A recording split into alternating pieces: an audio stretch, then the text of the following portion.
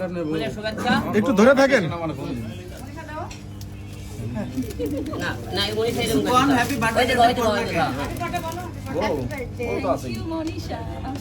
ওকে এক ঝাঁক দানা কাটা করি আপনাদের সামনে পেয়ে আপনার পক্ষ থেকে বল দেওয়া হলো। আজকে আমার পক্ষ থেকে একটা ফুল এবং আমার পক্ষ থেকে ছোট্ট একটা গিফট আছে। গিফটটা আপনাদের সামনে বলবো না কি আছে আপনারা দুই যায় দেখবেন আর কি, ঠিক আছে?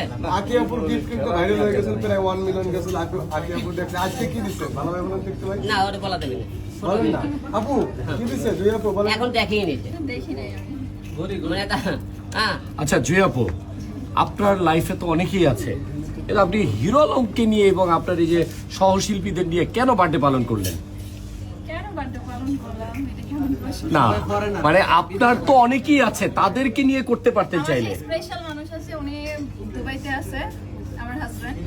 একজন আর আমার ফ্যামিলি লোক তো ক্যামেরা ফেস করবে না। আর হিরো আলম আমার যেহেতু ফ্রেন্ড, ভালো ফ্রেন্ড হয়েছে আমরা, এর জন্য হিরো আলম ছাড়া আমার জন্মদিনটা হবে না।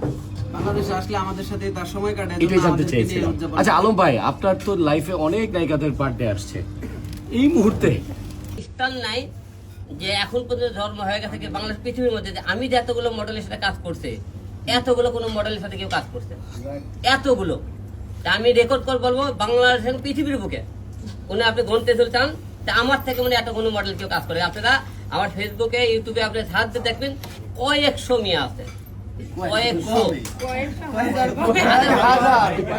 হিরোলের মাথা মাঝে মধ্যে বিগড়ে যায়, টোকাই মোকাই নিয়ে এসে নাচায়, হ্যাঁ এটা অনেকেই বলে। বলে তো আপনি কি শপথ করবেন আজকে সামনে হাতটা দিয়ে যায় আর কোনো সময় টোকাই দিয়ে নাচবেন না, না? আমি সামনে শপথ করতেছি এরকম সুন্দর সুন্দর কিউট কিউট তরুণ আমি শপথ করেছি, আমি শপথ করেছি সামনে এরকম কিউট কিউট সুন্দরী আপনাদেরকে উপহার দেবো। কোনো সাপে মাপে নেওয়ার কাজ করবো না। আপনারা আগের কাজগুলো এখন যে সম্মান মান সম্মান হয় সবাই আপনারা আমাদের পাশে থাকবেন, সুন্দর সুন্দর কাজ থেকে অপেক্ষা থাকবেন। এই শপথ কি থাকবে ভাই? থাকবে থাকবে এর থেকে আপনারা বলছি আপনার যে কটাই সামনে কাজ দেখবেন, আপনার আখি সাথী এরকম জুই, তারপরে মনীষা দেখলেন, আশা দেখলেন, এরকম আরো সুন্দর সুন্দর আমরা কাজ নেই Right. সেটা ভালোবাসা মানে যেটাই দিক না কেন, আমি যেটা দিচ্ছি এটা আমার কাছে মনে করেন কোটি টাকা সমান।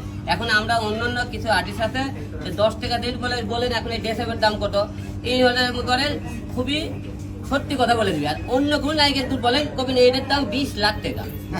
আচ্ছা এই গিফটটা পেয়ে কেমন লাগলো? 20 লাখ টাকা ড্রেসের দাম বলে, কিন্তু আপনার খবরলে দেখেন সেটা মনে করেন কয় টাকা দিয়েছে। কিন্তু কিছু কিছু মডেল দেখে যে এমন এমন মনে করেন যখন ইন্টারভিউ দেয়